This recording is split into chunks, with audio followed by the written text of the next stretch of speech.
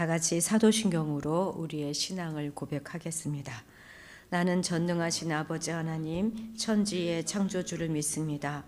나는 그의 유일하신 아들, 우리 주 예수 그리스도를 믿습니다.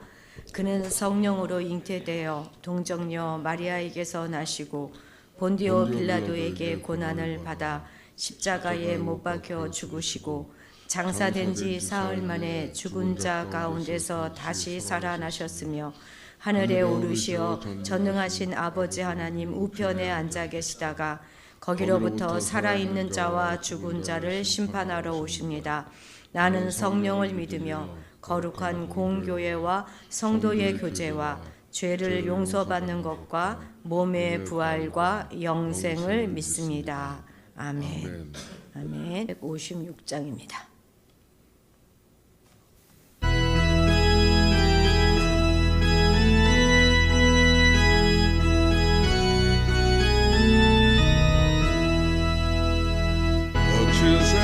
세상에서 실패하거든 그 성 못 잡은 만져라.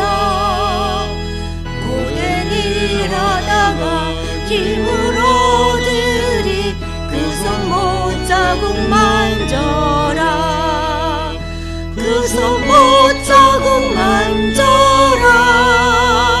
그 성 못 자국 만져라. 주가 널 지키며 인도하시니 그 성 못 자국 만져라. 내가 어둠 속에 걸어갈 때에 그 성 못 자국 만져라.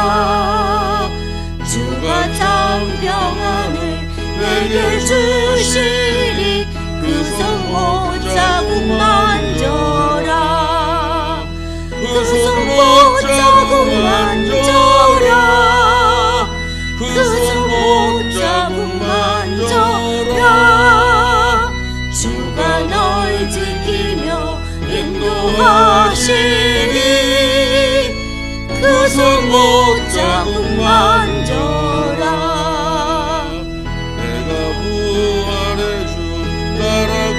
따라가려면 그 손 못 자국 만져라. 내가 주 안에서 길이 살리라. 그 손 못 자국 만져라.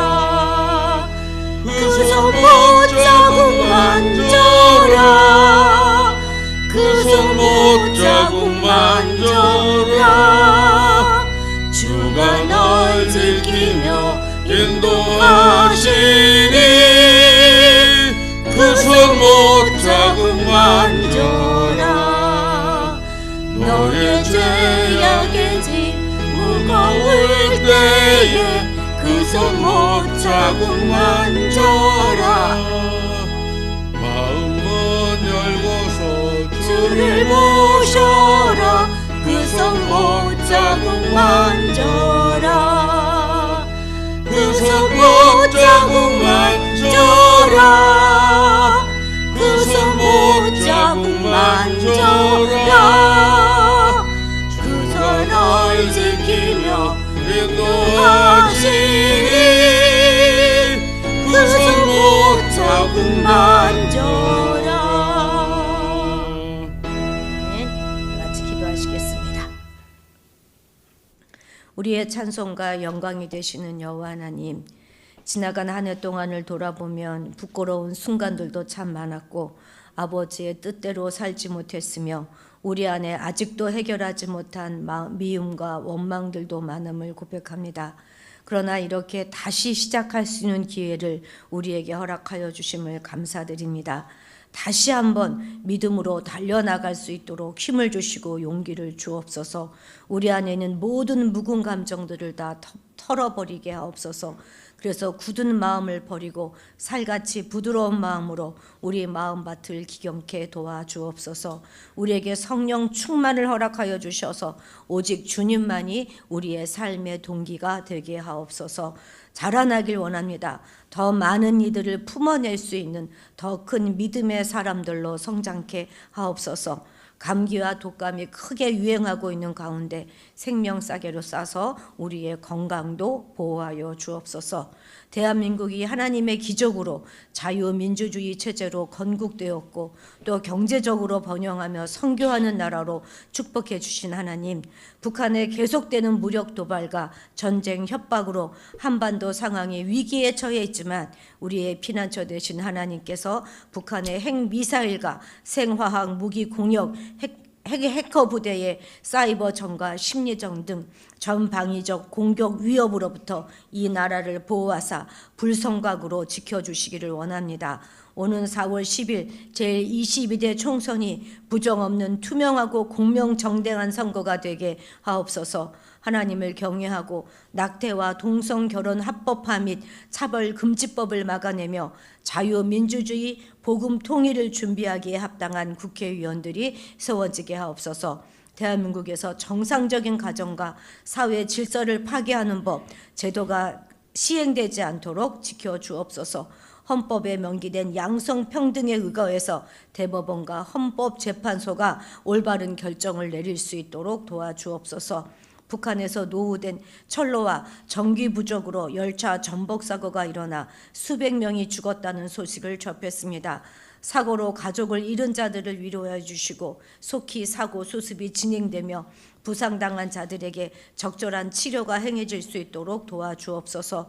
주민들의 생명과 건강을 지키고 의식주의 필요를 채우는 데 인색하면서 여러 모양으로 주민들에게 과중한 의무와 부담을 지워 평생 국민을 수탈하는 북한 3대 세습 독재 정권이 속히 종식될 수 있도록 도와주옵소서. 그래서 북한 동포들이 목숨 걸고 탈북하는 일도 제중 탈북민들이 강제 북송돼 끔찍한 고문을 당할 그런 일들도 없게 도와주옵소서. 주님께서 세워주신 우리 화도 드림교회 위에 함께하여 주시사 주님과 함께 새 역사를 써내려가는 귀한 교회 되게 하옵소서. 겨울 성경학교를 기도하며 준비하고 있습니다.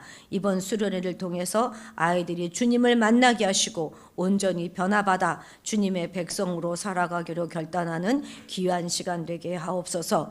이 시간 우리 어린 학생들도 이 예배에 함께 참여하였습니다. 하나님 저들을 붙잡아 주시고 하늘의 지혜로 채워주시며 평생 주님을 붙잡고 살아갈 수 있도록 도와주옵소서. 지금은 학업의 과정 중에 있사오니 하나님 공부가 터득되어지고 알아지며 하나님 공부가 재미있어질 수 있도록 하나님 도와주셔서 학교 생활을 정말 신나고 재미있게 할 수 있도록 도와주옵소서. 오늘도 말씀을 전하시기 위해 단위에 서시는 우리 이용계 목사님께 성령의 능력으로 함께하여 주시어서 성령 충만케 도와주옵소서. 그 입술에 강권적으로 역사하여 주시고 그 말씀이 선포될 때 우리에게 회개의 영이 임하게 하시고 더 어려운 질병, 악한 영들이 떠나가게 하시며 주님이 주시는 참 평강이 넘치게 하옵소서. 감사드리며 임마누엘 되시는 예수님의 이름으로 기도드렸습니다. 아멘. 아멘. 오늘 말씀은 사무엘 하입니다. 사무엘하 2장 1절부터 7절까지입니다. 1절부터 7절까지 우리 한 목소리로 같이 읽겠습니다. 사무엘하 2장 1절부터 7절 말씀까지입니다. 한 목소리로 읽습니다. 그 후에 다윗이 여호와께 여쭈아뢰되 내가 유다 한 성읍으로 올라가리이까 여호와께서 이르시되 올라가라. 다윗이 아뢰되 어디로 가리이까 이르시되 헤브론으로 갈지니라.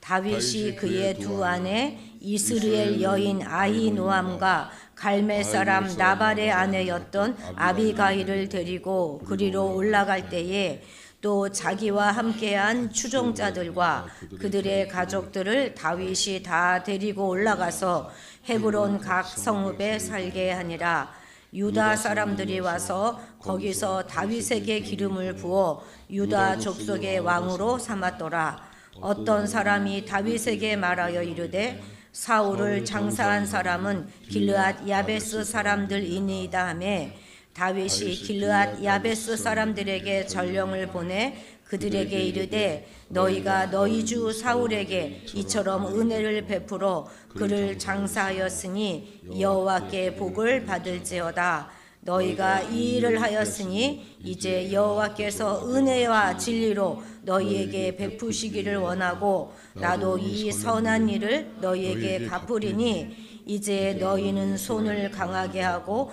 담대히 할지어다. 너희 주 사울이 죽었고 또 유다 족속이 내게 기름을 부어 그들의 왕으로 삼았음이니라 하니라. 아멘. 우리 이용규 목사님 나오셔서 말씀 전해 주시겠습니다.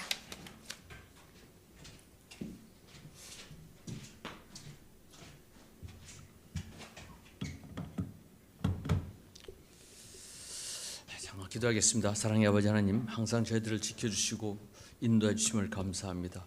오늘도 귀한 시간 저희들에게 허락해 주셔서 이 시간 주님의 말씀을 듣고자 합니다. 주님이 주시는 말씀을 따라서 믿음대로 말씀에 순종하는 저희들 되게 허락하여 주시옵소서. 감사하며 예수님 이름 받들어서 기도했습니다. 아멘. 저희들이 1986년도에 제주도에 내려갔습니다.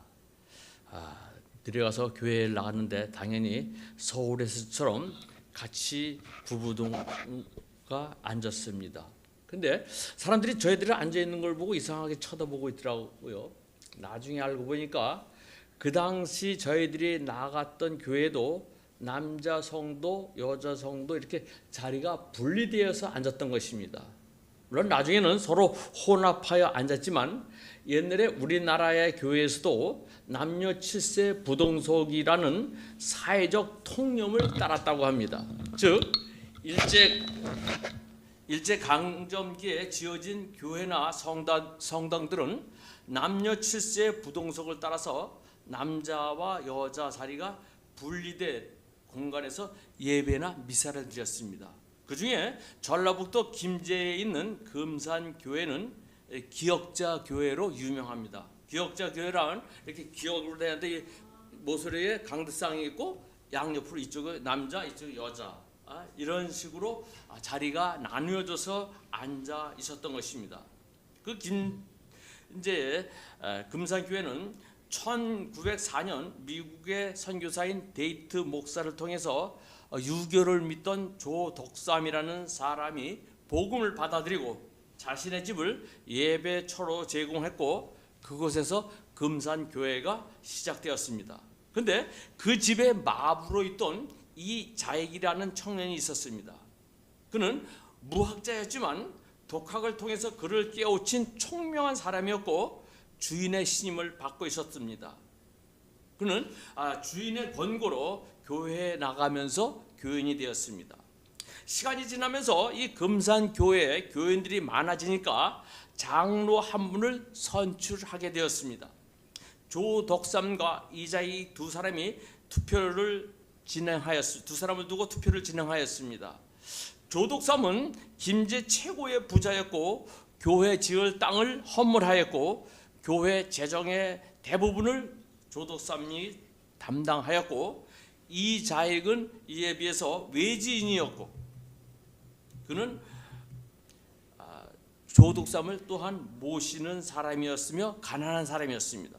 누구나 다 조덕삼 씨가 장로가 될 것이라고 생각하고 투표를 했는데 투표 결과가 의외였습니다.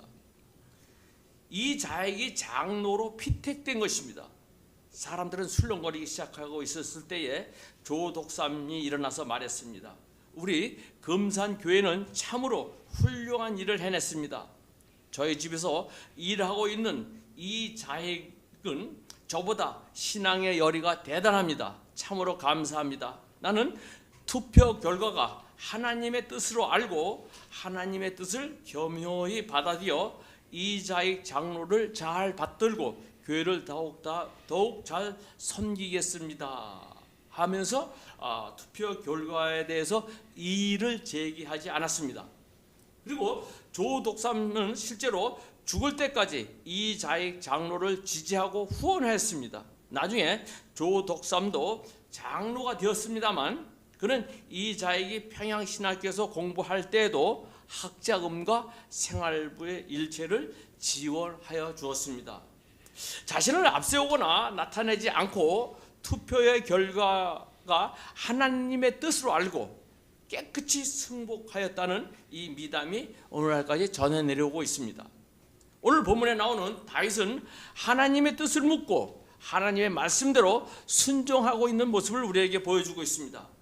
먼저 본문의 배경을 살펴보면요, 블레셋과 이스라엘 전투에서 사울과 요나단이 죽습니다. 사무엘상 31장 2절입니다. 블레셋 사람들이 사울과 그의 아들들을 추격하여 사울의 아들 요나단과 아비나답과 말기수아를 죽이니라. 이스라엘이 패전한 것입니다. 국가적으로 큰 위기를 맞았고 전국의 혼란이 초래되었습니다. 또한 주변의 이 민족들의 움직임이 심상치가 않았기에 혼란을 수습할 왕이 필요했습니다. 다윗에게는 기회가 온 것이죠. 즉 사울이 죽기 전에 하나님은 사울을 대신하여 다윗을 이스라엘 왕으로 선택하였고 사무엘 선지자를 통해서 왕으로서의 기름 부음을 받았습니다. 사무엘상 16장 1절 13절 말씀 보시기 바랍니다. 여호와께서 사무엘에게 이르시되 내가 이미 사울을 버려 이스라엘 왕이 되지 못하게 하였거늘 내가 그를 위하여 언제까지 슬퍼하겠느냐. 너는 뿔에 기름을 채워 가지고 가라. 내가 너를 베들레헴 사람 이새에게 보내리니 이는 내가 그의 아들 중에 왕을 구하느니라 하시니라. 13절입니다. 사무엘이 기름 뿔병을 가져다가 그 형제 중에서 그에게 부었더니 이날 이후로 다윗이 여호와의 영에게 크게 크게 감동되니라. 사무엘이 떠나서 라마로 가니라. 다윗은 사울이 죽었기 때문에 이스라엘의 왕이 공석되어 있으므로 이스라엘의 예루살렘으로 들어가서 왕으로서 전쟁 수행하기 위해서 하나님께 기도하였습니다. 1절 말씀 보시겠습니다. 그 후에 다윗이 여호와께 여쭈어 아뢰되 내가 유다 한 성읍으로 올라가리까 여호와께서 이르시되 올라가라. 다윗이 이르되 어디로 가리까 이르시되 헤브론으로 갈지니라. 다윗이 하나님께 물었습니다. 내가 유다 성읍으로 올라가야 되지 않겠습니까? 하고 하나님께 물었을 때 하나님은 올라가라고 이야기하십니다. 그래서 다윗이 또 묻습니다. 어디로 가야 됩니까? 하나님의 대답은 헤브론으로 가라는 것입니다. 당연히 예루살렘으로 올라가라고 생각하고 기도하였는데 하나님은 헤브론으로 가라는 것입니다. 헤브론은 완전히 남쪽 구석의 조그마한 도시입니다. 여러분, 다윗이나 다윗을 추종하였던 사람들은 하나님이 사무엘을 통해서 이스라엘의 왕으로서 기름 부음을 받았기에 당연히 예루살렘으로 가라고 하실 줄 알았습니다. 근데 하나님은 예루살렘이 아닌 헤브론으로 가라는 것입니다. 그러나 다윗은 하나님의 말씀에 이의를 제기하지 않고 가족들과 추종자들을 데리고 시글락에서 헤브론으로 올라갑니다. 2절 3절 말씀 보시기 바랍니다. 다윗이 그 두 아내 이스라엘 여인 아히노암과 갈멜 사람 나발의 아내였던 아비가일을 데리고 그리로 올라갈 때에 또 자기와 함께 한 추종자들과 그들의 가족들을 다윗이 다 데리고 올라가서 헤브론 각 성읍에 살게 하니라. 가족들을 데리고 가서 헤브론의 각 성읍에 살게 하였습니다. 비록 다윗이 원하는 바는 예루살렘이었지만 하나님은 헤브론으로 가라 해서 철저히 하나님의 말씀에 이의를 제기하지 않고 헤브론으로 다윗은 순종하는 모습을 보여주고 있습니다. 하나님은 예루살렘이 아닌 남쪽 구석진 조그만 도시로 가서 다윗으로 하여금 새롭게 시작하라 하시는 것이었습니다. 하나님은 왜 예루살렘이 아닌 헤브론의 작은 마을에서부터 다윗으로 하여금 새로 시작하라 하셨을까요?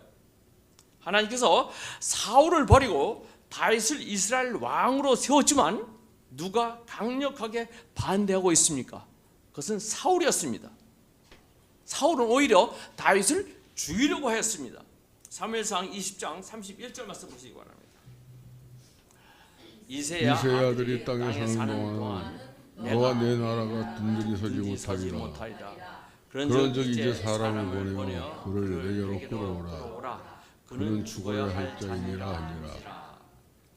하나님은 이스라엘의 왕으로 사울을 버리고 다윗을 왕으로 세웠지만 사울은 하나님의 말씀을 철저하게 무시하면서 왕의 자리를 놓지 않았습니다. 오히려 하나님이 기름 부어 선택한 다윗을 죽이려고 하고 있습니다. 그리고 사울을 추종하는 사람들이 얼마나 많이 있습니까? 이들이 다윗의 목숨을 호시탐탐 노리고 있었습니다. 그러므로 어디를 가도 다윗은 죽음의 위급한 순간순간을 맞이하고 있었습니다. 사무엘상 20장 3절 말씀 보시기 바랍니다. 다윗이 또 맹세하여 이르되 내가 내게 은혜 받은 줄을 내 아버지께서 밝히 알고 스스로 이르기를 요나단이 슬퍼할까 두려운즉 그에게 이것을 알리지 아니하리라 함이니라. 그러나 진실로 여호와의 살아계신가 내 생명을 두고 맹세하니 나의 슬픔의 사이는 한 걸음뿐이니라. 나와 죽음 사이는 한 걸음뿐이다. 이 이야기는 무엇을 얘기하고 있습니까? 항상 죽음이라는 위험에 노출되어 있다는 것을 얘기하고 있습니다. 하나님은 다윗을 왕으로 세웠지만 지금의 왕인 사울은 항상 자신의 목숨을 노리고 있었고 더불어 다윗을 죽이려는 많은 사람들이 있었다는 것입니다. 그런데 지금 그 사울왕이 죽었습니다. 그렇다고 사울을 추종하던 사람들이 당장 돌아서서 당신이 하나님 말씀하시던 우리의 왕입니다 라고 반기고 환영할까요? 전혀 그렇지 않죠. 결코 이들은 다윗을 환영하지 않을 것입니다. 여러분, 다윗이 지금 예루살렘으로 돌아간다 하여도 아무리 하나님이 세우신 왕이라고 하여도 다윗을 순순히 받아들이지 아니하였거니와 더구나 왕으로서는 받아들이기 더욱더 어려운 사실을 하나님은 알고 계셨던 것입니다. 마찬가지로 다윗도 하나님의 뜻을 알았습니다. 하나님의 뜻을 깨달은 다윗은 예루살렘이 아닌 헤브론에 와서 12지파가 아니라 유다 지파만의 왕으로서 기름 부음을 받았습니다. 4절 말씀 보시기 바랍니다. 유다 사람들이 와서 거기서 다윗에게 기름 부어 유다 족속 왕으로 삼았더라. 어떤 사람이 다윗에게 말하되 사울을 장사한 사람은 길랏 야베스 사람이다 하매. 여기서요, 어떤 사람이 다윗에게 말하여 이르되 사울을 장사한 사람은 길랏 야베스 사람이다. 사울을 장사한 사람이 길랏 야베스라는 것을 본문에서 보면 강조하고 있습니다. 왜? 사울과 야베스의 사람들을 연관시켜서 다윗에게 이야기를 하고 있는 것입니까? 이들은요, 사울이 행한 일들을 기억하고 있습니다. 다윗의 일행이 사울을 피하여 도망 다닐 때에 아히멜렉 제사장에게 도움을 구했습니다. 그러므로 이 아히멜렉 제사장으로부터 다윗 일행이 먹을 것과 그리고 골리앗의 칼을 아히멜렉 제사장이 주었습니다. 이 소식을 사울이 알고 어떤 행동을 하였습니까? 사무엘상 22장 18절 19절 말씀 보시기 바랍니다. 왕이 도에게 이르되 너는 돌아가서 제사장들을 죽이라 하니 에돔 사람 도에게 돌아가서 제사장들을 쳐서 그날에 세웠고 예복을 입은 자 85명을 죽였고 제사장들의 성읍 노베 남녀와 아이들과 젖 먹는 자들과 소와 나귀와 양을 칼로 쳤더라. 지금 사울은요, 이 아히멜렉 제사장 일행이 다윗에게 먹을 것과 골리앗 칼을, 즉 다윗을 도와주었다고 도액으로 하여금 제사장 85명을 죽였습니다. 그리고 성읍에 살던 까지 가서 주민들, 즉 남자와 여자, 젖 먹는 어린 아이와 소, 나귀, 양떼까지 가리지 않고 모두 칼로 쳐서 죽인 사울의 악행을 이들은 알고 있었습니다. 즉 사울과 유대 관계로 인해서 사울을 장사 지내게 되었으니 이 사울과 친한 사람들이니까 그날에 당하였던 원수를 복수할 기회가 되었다고 일종의 다윗에게 고자질을 하고 있는 것입니다. 그러나 다윗의 반응은 어떻습니까? 5절 6절 말씀 보시기 바랍니다. 다윗이 길르앗 야베스 사람에게 전령을 보내 그들에게 이르되 너희가 너희 주 사울에게 이처럼 은혜를 베풀어 그를 장사하게 하였으니 여호와께 복을 받을지어다. 6절 너희가 이 일을 하였으니 이제 여호와께서 은혜와 진리로 너에게 베푸시기를 원하고 나도 이 선한 일을 너희에게 갚으리니. 즉 하나님 어려움을 당하면은 도와주는 것이 하나님의 뜻이라는 것입니다. 하나님의 은혜와 진리가 너에게 베푸기를 원하고 나도 이 일에 동참하겠다는 것이죠. 비록 사울은 나에게 도움을 준 아히멜렉 대제사장과 그에 딸린 식구들을 모두 죽였지만 그것은 하나님의 뜻이 아니라는 것입니다. 그러므로 다윗은 사울처럼 이들을 죽이라는 개인적인 감정으로 보복하는 것이 아니라 하나님의 은혜로 축복을 하여 주고 있는 것입니다. 다윗은 눈에는 눈, 이에는 이로 갚는 것이 아니라 악을 선으로 갚으며 축복을 하는 것입니다. 넓은 마음으로 진심으로 다해 축복하고 있는 것을 볼 수 있습니다. 여러분, 보통 힘이 있으면 보복을 합니다. 자신의 말을 듣지 않는다면 침략을 합니다. 이것이 세상 논리이자 현상입니다. 그 논리에 대표적인 사람이 나폴레옹입니다. 나폴레옹은요, 영국을 굴복시키려고 영국과의 모든 교육을 금지하는 대륙 봉쇄 정책을 취했습니다. 그런데 러시아가 이에 따르지 않았습니다. 그러자 1812년 64만 명을 이끌고 러시아를 공격해 들어갔습니다. 참모들과 전문가들의 의견은 그 해의 날씨가 예년에 비해서 훨씬 더 추울 것이라고 조언을 했습니다. 철새가 다른 해보다 빨리 이동하고 있는 모습을 보고서 러시아의 원정길을 늦춰달라고 이야기하였습니다. 그러나 나폴레옹은 듣지 않았습니다. 러시아를 깔보았고 전문가들의 조언을 무시하였고 날씨와 상황도 무시하고 러시아를 침공했습니다. 러시아는 프랑스의 절반도 안 되는 23만 명으로 맞섰습니다. 전선을 후퇴하면서 식량과 도시를 모두 불태우는 작전을 구사했습니다. 그러면서 러시아 안쪽 깊숙한 곳으로 나폴레옹 군대를 유인했습니다. 그때 전문가들의 예측대로 모진 한파가 밀려왔고 이 한파에 대비하지 못한 나폴레옹 군대는 추위에 떨어야 했고 또 너무 멀리 온 탓에 보급이 끊겨져서 굶주림에 시달려야 했습니다. 결국은 나폴레옹 군대는 퇴각을 하게 되었습니다.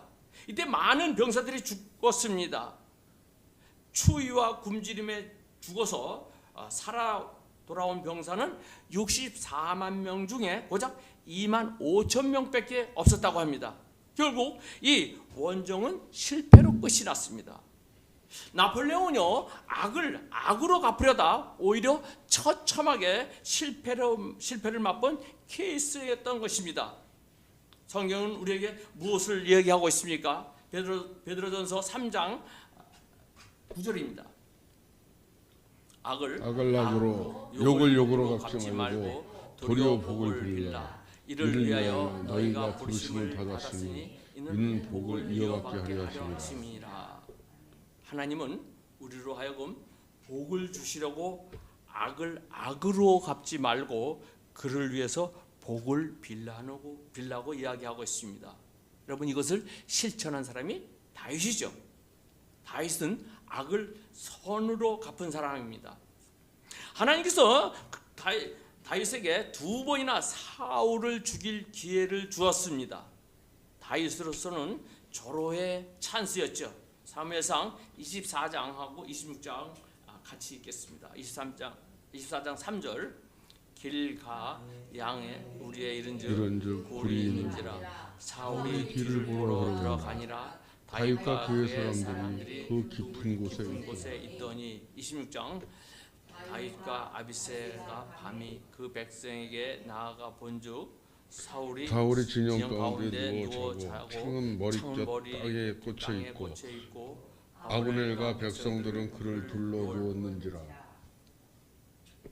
한 번은 사울이 용변을 보고 있을 때에 다윗이 옆에 있었습니다. 또 한 번은 사울이 코를 골고 자고 있었을 때였습니다. 2차례 다 다윗이 사울을 죽이려 하는데 방해되는 것은 아무것도 없었습니다. 주변 사람들은 이 2 기회가 하나님께서 허락하신 축복이라고 부추기기까지 하였습니다. 그리고 설령 다윗이 사울을 죽였다 하여도 그 누구도 그를 나쁘다고 할 수가 없었을 것입니다. 이 모든 갈등은 사울이 먼저 시작하였기 때문인 것이죠. 그러나 다윗은 끝까지 사울을 죽이는 것을 거부하였을 뿐만 아니라 그의 부하들 중 어느 누구도 사울의 목숨을 노리지 못하게 하였습니다. 가장 근본적인 동기는 바로 다윗은 하나님의 주권에 대한 신뢰와 확신 때문입니다. 비록 자신을 죽이려고 하기는 하였지만 궁극적으로 사울을 왕으로 기름 부으신 분은 하나님이셨기에 이 문제는 궁극적으로 하나님께서 해결해야 할 문제라고 생각하였던 것입니다. 그는 자신의 운명을 철저하게 하나님께 맡기고 그분의 처분을 기다렸던 것입니다. 만일 여러분 다윗이 사울을 죽이고 이스라엘의 왕으로 나섰다고 한다면 통일 왕국을 이루는 것이 쉬웠을까요? 어려웠을까요? 만일 사울을 죽였더라면요 통일 왕국을 이룩하는 것은 그만큼 더 어려웠을 것입니다. 개인적으로는 적이기 앞서 사울은 장인이었습니다. 그 장인을 죽였다면요 그 아내이자 사울의 딸이었던 미갈은 남편이 아버지를 죽였다는 것을 어떻게 받아들였을까요? 그리고 가장 어려운 문제는 요나단이었습니다. 비록 요나단이 다윗을 생명처럼 사랑했고 심지어 그에게 보장된 왕권까지도 다윗에게 선물하였지만 만약 그가 아버지를 죽였다면 말은 달라졌을 것입니다. 즉 아버지를 죽인 원수를 용서하기는 쉽지가 않았을 것입니다. 다윗도 당장 눈앞의 유익을 위하여 사울을 죽였더라면요 시간이 흐르고 세월이 흐른 뒤에 장인을 또한 친한 친구의 아버지를 죽였다는 죄책감에 시달릴 수가 있었을 것입니다. 그리고 그 시간은 오랜 시간 동안 가지고 있었을 것이죠. 여러분 이처럼 다윗이 사울 왕을 지지하였던 사람들의 환심을 사려고 사울의 추종자들을 죽이거나 복수하지 않고 오히려 하나님의 은혜로 축복을 주고 잘 대접하였지만 그들은 그 말로 인해서 바로 그들의 마음이 돌아서지가 않았죠. 11절 말씀 보시기 바랍니다. 다윗이 헤브론에서 유다 족속의 왕이 된 날수는 7년 6개월이더라. 7년 6개월이라는 시간이 흘렀습니다. 아무리 하나님이 인정하고 이스라엘의 왕으로 세웠다고 하여도 사람들의 마음은 당장에 하나님의 뜻이라고 받아들이지 않는 것을 볼 수 있습니다. 자신의 유익과 이익에 배치될 때에 그것이 하나님의 말씀이라고 하여도 하나님의 말씀을 쉽게 따르지 않는 것을 볼 수 있죠. 하나님은 다윗으로 하여금 더 많은 인내와 호용으로 이들을 감싸게 하셨습니다. 그리고 하나님께서 간섭하셨습니다. 결국은 7년 6개월 뒤에 하나님은 이스라엘의 왕으로서 기름 부으신 뜻을 이루게 만드셨습니다. 5장 3절 말씀 보시기 바랍니다. 이에 이스라엘 모든 장로가 헤브론에 이르러 왕에게 나오매 다윗 왕이 헤브론에서 여호와 앞에서 그들과 언약을 맺으며 그들이 다윗에게 기름을 부어 이스라엘 왕으로 삼으니라. 여러분, 하나님은 이스라엘 왕으로 세우기 위해서 이처럼 철저한 훈련을 시키시는 분이었습니다. 결코 쉽게 하나님의 계획을 이루어 가시는 분이 아님을 볼 수 있습니다. 다윗처럼 철저하게 하나님의 뜻에 순종할 때에, 하나님의 때가 될 때에 하나님께서 계획하시고 실천하는 모습을 우리가 볼 수 있습니다. 오늘 본문을 통해서 다윗을, 하나님이 다윗에게 주시는 말씀을 통해서 하나님은 말씀을 주셨다 하여도 많은 훈련과 고난을 통해서 말씀대로 이루어 가시는 분이심을 알 수가 있습니다. 표준세 번역 히브리서 12장 8절 말씀 보시기 바랍니다. 모든 자녀가 받는 훈련을 여러분이 받지 않는다고 하면 여러분은 사생아이지 참 자녀가 아닙니다. 요셉에게도 하나님이 꿈으로 장래의 모습을 보여주셨지만 거기까지 도달하는 시간까지 훈련은 얼마나 힘들고 고단한 과정이었습니까? 하지만 실망하지 않고 포기하지 않고 좌절하지 않았을 때에 하나님의 말씀은 이루어지는 모습을 볼 수가 있었습니다. 조론이라는 말이 있습니다. 즉 탤런트 백일섭 씨가 조론이라는 이야기를 하였는데, 저는 그 전에 조론이라는 것을 몰랐습니다만, 백일섭 씨가 나와서 40년 동안을 살면서 한 번도 행복한 적이 없다고 이야기하는 것을 보았습니다. 그런데 그와 반대로 너무나 행복하게 살고 있는 그리스도인의 부부 이야기가 있습니다. 마음을 열어주는 101가지 이야기에 나오는 이야기입니다. 너무나 행복하게 살고 있는 그리스도인 부부가 있었습니다. 어느 휴일 아침에 조금 늦게 일어나 함께 찬양하고 기도하다가 문득 자신의 가정이 작은 천국이라는 느낌이 들었습니다. 너무 감사해서 남편이 감사의 기도를 드렸습니다. 하나님, 저희 가정의 천국 주심을 감사합니다. 그때 아내의 마음속에 이런 천국 비밀을 알지 못하는 누구에게 그들의 경험한 천국의 기쁨을 나누어야 할 것 같은 생각이 들었습니다.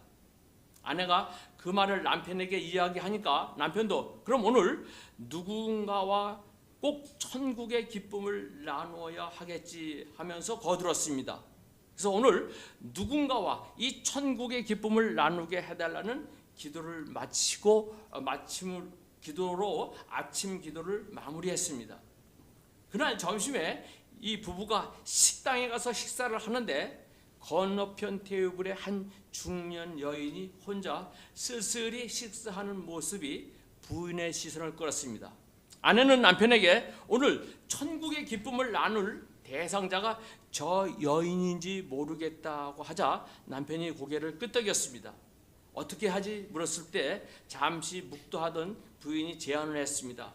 제가 엽서 한 장을 쓰겠으니까 당신은 저 여인의 식사비를 지불하였으면 좋겠습니다 라는 의견을 냈습니다. 부인이 오늘 하늘나라의 기쁨을 나누고 싶어 식사비를 지불하고 간다는 내용을 적고 하나님이 당신을 축복하시기를 원하는 인사카드와 함께 남편은 카운터에 가서 그 여인의 식사비를 대신 지불했습니다. 그리고 누가 한 것을 비밀로 해달라고 부탁하고 자리에 돌아와서 식사를 계속했습니다. 잠시 후에 식사를 끝낸 여인이 식사비를 지불하려고 카운터로 가서 자신의 식사비가 지불된 것과 누군가가 카드 한 장을 남겨주었다는 것을 알았습니다. 카드를 읽어 내려가던 그 여인은 놀라는 표정을 짓더니 카운터 옆자리에 앉아서 무엇인가 노트를 적기 시작했습니다. 멀리서도 노트를 꺼내서 무엇인가를 기록하던 여인이 손수건을 꺼내 눈물을 닦는 것을 볼 수가 있었습니다. 한참 심각하게 생각하고 무엇인가를 적어 내려가던 여인이 카운터에 있는 분에게 뭔가를 부탁하고 황급하게 식당을 떠나는 모습을 지켜볼 수가 있었습니다. 잠시 후 이 부부가 받아든 노트 쪽지에는 이런 메시지가 기록되어 있습니다. 누구신지 모르는 하나님의 천사에게, 저는 교회를 꽤 오래 다녔지만 요즘 하나님도 천국도 없다는 결론을 내렸습니다. 저는 우울증으로 고생하다가 남편에게 버림받은 후 사랑이 없는 세상을 떠나기로 결심한 여인이었습니다. 사실 오늘 마지막 근사한 식사를 이 식당에서 하고 세상을 떠나기로 했는데 나는 여기서 다시 하나님을 만나 보았습니다. 그리고 천국의 소망을 바라보고 다시 살기로 마음 먹었습니다. 당신은 천국에서 보낸 천사입니다. 감사합니다. 교회로 하나님 품으로 다시 돌아가겠습니다. 라는 쪽지였습니다. 여러분, 돌아보면 우리 주위에 이런 잃어버린 영혼들, 마음에 상처받은 영혼들이 굉장히 많이 있습니다. 여러분들의 작은 감사로 천국의 기쁨을 나눌 때 이 잃어버린 영혼들이 다시 하나님 품으로 돌아오게 하실 수가 있습니다. 우리들도 누군가의 천사가 되어주기를 바랍니다. 말씀을 정리합니다. 하나님의 말씀을 주셨지만 그 말씀대로 쉽게 바로 이루어지지는 않습니다. 그렇다고 낭만하거나 실망하지 않고 처음부터 큰 기대를 하지 않고 적은 곳에서 시작하라는 하나님의 말씀처럼 많은 훈련과 고난을 겪으면서 그 과정 속에서 악을 선으로 갚을 때에 결국은 하나님이 약속하셨던 이스라엘의 왕으로 세워주신 하나님의 계획하심을 믿고 끝까지 소망을 갖고 인내하시는 여러분과 저가 되기를 주님의 이름으로 축원드립니다. 기도하겠습니다. 지금 비록 힘들더라도, 내가 가는 길이 비록 거칠고 험하더라도, 이 길이 언제까지인지는 모른다 하더라도 언제나 하나님의 음성에 귀를 기울이는 저희들 되게 하여 주시옵소서. 사울처럼 하나님의 말씀을 거역하는 자가 아니라 다윗처럼 악을 선으로 갚을 수 있는 사랑하는 마음, 너그러운 마음을 저희들 모두에게 허락하여 주시옵소서. 그래서 내 이웃을 내 몸같이 사랑하라는 주님의 말씀을 실천하는 저희들이 되게 인도하여 주시옵기만을 기도합니다. 처음부터 끝까지 저희들의 인도자가 되어주신 예수 그리스도 이름으로 기도하였습니다. 아멘.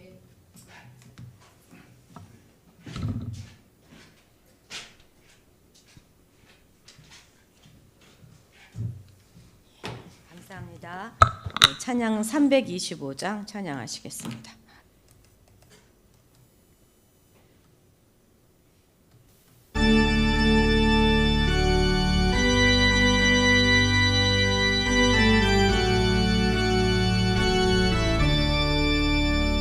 예수가 함께 계시니 시험이 오나 겁없네.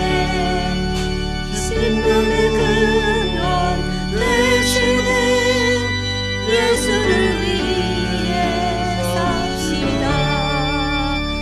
날마다 주를 섬기며 언제나 주를 기리고 그 사랑 안에 살면서 딴 길로 가지 맙시다. 이 세상 사는 동안에 주를 전파하면서 무한한 복락 주시는 예수를 위해 삽시다. 날마다 주를 섬기며 언제나 주를 기리고 그 사랑 안에 살면서 딴 길로 가지 맙시다. 이 세상 친구 없어도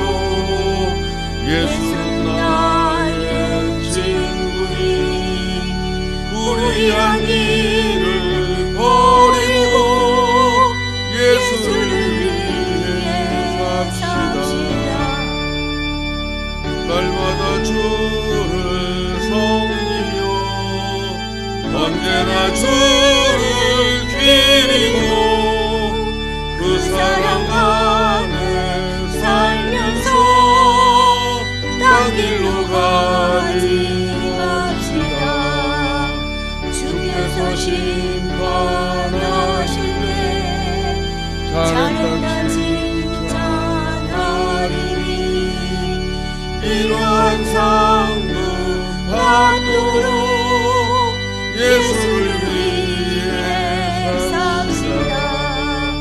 날마다 주를 섬기며 언제나 주를 기리고 그 사랑 안에 살면서 딴 길로 가지 맙시다. 다 같이 우리 오늘 들으신 말씀을 기억하시면서 함께 기도하시겠습니다. 첫 번째는 저에게 삶의 좌우명이 뭐냐 이렇게 누군가 묻는다면 저는 늘 이거를 마음속에 참 많이 간직하며 살았습니다. 선으로 악을 갚자. 이게 참 제 인생의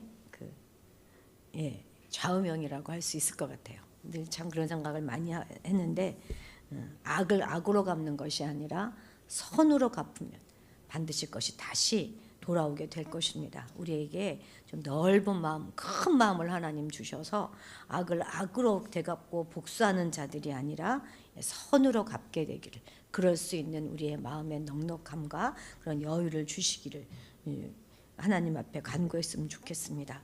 우리 지난 주일날 성경 우리 같이 읽었는데요. 읽으면서 마지막 우리 한 주간 이거 지키며 살자 했던 것이 이제 뭐냐면 다투지 말자 그거였었습니다.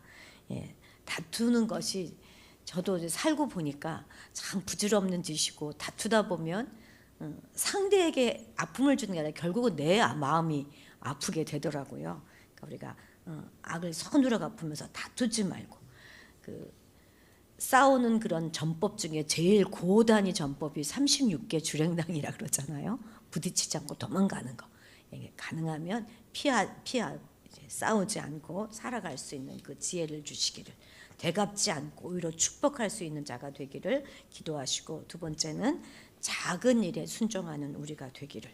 그래서 보잘것없는 일, 작은 일, 정말 이스라엘의 왕이 될 사람이 7년 6개월이나 그 단 한 작은 지파의 왕이 되어서 헤브론에서 7년 6개월, 뭐 물론 그 중에 한 10년이 그 전에는 막 또 광야에서 도망 다니기도 했지만, 그런 시간들을 보내서 왕이 되는 것처럼 우리에게 맡겨진 작은 일들에 성실하고 충성스럽게 살아가고, 또 그 시간들을 넉넉히 인내할 수 있어야 된다는 것. 우리 젊은 친구들, 어린 친구들은 반드시 이 이야기를 마음속에 간직해야 될 거예요. 당장 내 눈앞에 이루어지는 일이 없지만 그 작은 일에 순종하고 끝까지 인내할 수 있는 그런 자들이 마침내 하나님 안에서 리더로 세워질 것입니다. 작은 일에 순종할 수 있기를. 그리고 우리도 이제 여기 목사님 말씀해 주셨던 것처럼 천국의 기쁨을 나누는 자들이 되어서 살아가기를 다짐하는 그런 시간이 되었으면 좋겠습니다. 기회가 닿는 대로. 그리고 우리 안에 그렇게 주변에 정말 겉으로 표현하지는 않지만 힘들고 어려운 자들이 많이 있을 텐데, 그들에게 기꺼이 천국의 기쁨을 나누고 소개하고 예수 그리스도의 생명을 전하는 자들이 되어서 살아갈 수 있게 되기를. 그리고 우리의 영안이 열려져서 그런 자들을 우리가 발견하고 찾고, 또 그 하나님이 우리에게 주시는 그런 사인들을 놓치지 않고 얼른 우리가 알아차려서 그런 자들에게 담대히 가서 또 말씀을 전하는 그런 자들이 되어 살아가기를 위해서 우리가 함께 한 목소리로 내어서 기도하시겠습니다. 우리 친구들도 소리를 내서 기도하세요. 자, 음악은 크게 나올 것입니다. 우리 함께 주님의 이름을 크게 부르고 기도의 자리로 나아가십시다. 주여! 주님 아버지 감사드립니다. 2, 3일 저녁에도 우리를 불러주셔서 귀한 말씀을 듣게 하시고 우리 자신을 돌아볼 수 있게 허락하시니 참으로 감사드립니다. 하나님, 참 우리가 돌아보면 죄인이 아닌 사람이 아무도 없을진데, 하나님, 악을 악으로 갚고 비난하고 원망하며 살아가는 것이 아니라 악을 선으로 이기는 자들 될 수 있도록 하나님 아버지 함께하여 주시옵소서. 서둘러 복수 갚는 자들이 아니라 오히려 분하고 억울한 마음들을 주님의 십자가에 내놓으며 그 아버지 악한 이들을 위하여 오히려 축복하고 하나님 앞에 그런 자들 될 수 있도록 하나님 도와주시옵소서. 어떤 경우에도 다툼을 일으키지 않는 하나님 아버지 함께하여 주시며 우리의 마음 가운데 예수 그리스도의 성품을 부어주시사 하나님 부딪히지 아니하고 다투지 않고 살아갈 수 있도록 하나님 아버지 함께하여 주시옵소서. 우리에게 맡겨진 작은 일에 순종하게 하시고 시간을 잘 지키게 하시고 하나님 인내하고 기다리며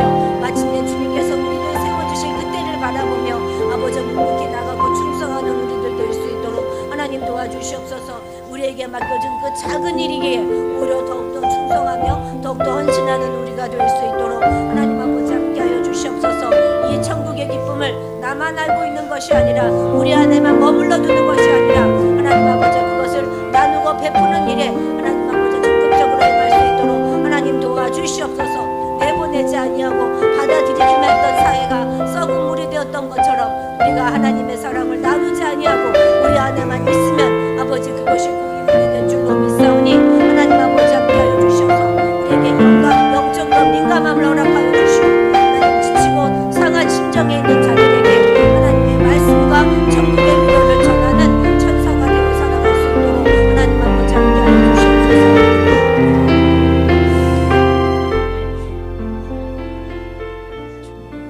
하나님 아버지 오늘 이 시간도 귀한 말씀을 통하여 우리의 삶을 돌아보게 하시니 참으로 감사드립니다.